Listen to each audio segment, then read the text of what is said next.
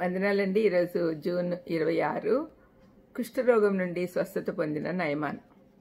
2 రాజులు 5:1 సిరియా రాజు సైన్యాధిపతి అయిన నయమాను అని ఒకడుండెను. అతని చేత యెహోవాయే సిరియా దేశమునకు జయం కలుగజేసి ఉండెను కనుక అతడు తన యజమానుని దృష్టికి ఘనుడై దయ పొందినవాడాయను.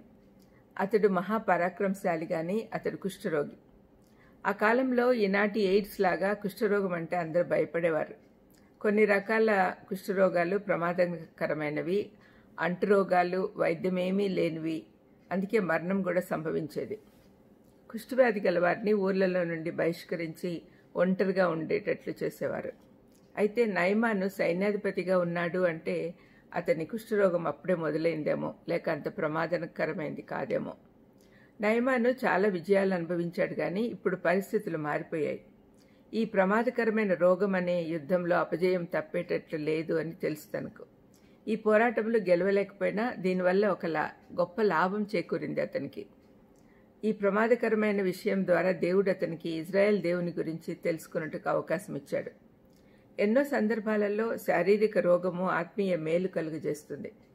ఇజ్రాయేలీల దేవుడు ఒక సిరియనుని పట్ల కనికరం ఎందుకు చూపాడు అనే అనుమానం మీకు వచ్చి ఉండొచ్చు. ఈ అన్యుడు వాగ్దాన జనాంగాన్ని భయంకరంగా ఇబ్బంది పెడుతున్నాడు. అయితే ఈ సిరియనుని స్వస్థత ద్వారా ఏ అనుమానం లేకుండా దేవుడు పక్షపాతం లేకుండా సృష్టించిన సమస్త జనుల పట్ల కనికరిస్తాడు అని రుజువు అవుతా ఉంది. యేసుక్రీస్తు అందరికీ దేవుడు అని రాయబడింది. దేవుడు అందరి వాడు. దేవుని కనికరము సముద్రమంత విస్తారమైనదైనను సూర్యరశ్మిలాగా ఉచితంగా దొరుకుతుంది అని నయమాన్ కనుగొన్నాడు. 1-19 వరకు ఉన్న వాక్య భాగాన్ని దయచేసి చదవండి. ఇజ్రాయెల్ దేశానికి మంచి బహుమతులు తీసుకెళ్లాడు నయమాన్. మొదట రాజు యొద్దకు వెళ్ళాడు. అక్కడ అపనమ్మకము అనుమానం తప్ప ఏమీ దొరకలేదు కాబట్టి ప్రవక్త ఇంటికి వెళ్ళాడు. అక్కడ ఎలాంటి ఆర్భాటాలు లేవు, బహుమతులు అంగీకరింపబడలేదు, లంచాలు అవసరపడలేదు.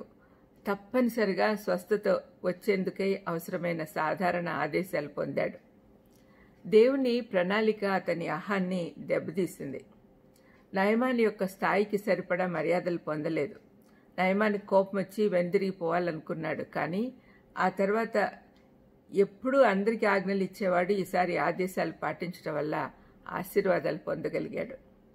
1వ వచనంలో ఘనుడైన ఈ వ్యక్తి 14వ వచనం వచ్చేసరికి పనివాన్లాగా తయారయ్యాడు.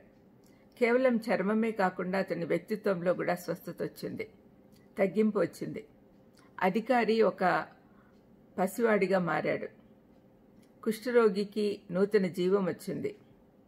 విగ్రహారాధికుడు లోకమంతట్లో ఇజ్రాయెల్ దేవుడు తప్ప ఆరాధనకు యోగ్యుడెవరూ లేరని ప్రకటించాడు. ఈ కార్యం జరుగుటలో నేపథ్యంలో పనిచేసిన చిన్న బానిస పిల్లకు తన యజమాని బాగుపడాలని ఆశతో పాటు తమ ఇజ్రాయెల్ దేవుని గొప్పతనంపై విశ్వాసం ఉంది. ఈ బాలిక మనందరికీ ఒక వెలిగే మాదిరి.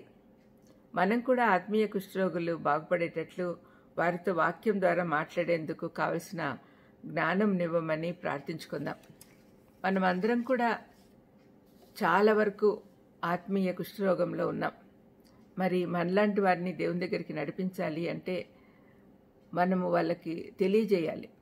మన దేవుడు కుష్ఠరోగాలు బాగు చేసేవాడు, స్వస్థతనిచ్చేవాడు, హోలిస్టిక్ హీలింగ్ ఇచ్చేవాడు. అన్ని రకాల స్వస్థతలు ఆయన దగ్గరికి మనం వెళ్ళాలి. ప్రార్థన చేసుకుందాం. దయామేడ ఈ ఉదయకాలంన నయమాను తగ్గింపు స్వభావం వచ్చిన తర్వాతనే స్వస్థత వచ్చిందనే సత్యము, ఆ చిన్న బానిస పిల్ల లాగా మేము కూడా ఇతరులను దేవుని రాజ్యంలోకి తీసుకురావాలనే గొప్ప పాఠము నేర్చుకునేటట్టు అవకాశం ఇచ్చినందుకు మీకు స్తోత్రం చెల్లిస్తూ మేము కూడా ఆ చిన్న బాలికలాగా ఉండేదానికి సహాయం చేయమని యేసుక్రీస్తు నామమున వేడుకొంచున్నాను తండ్రి. ఆమేన్. God bless you.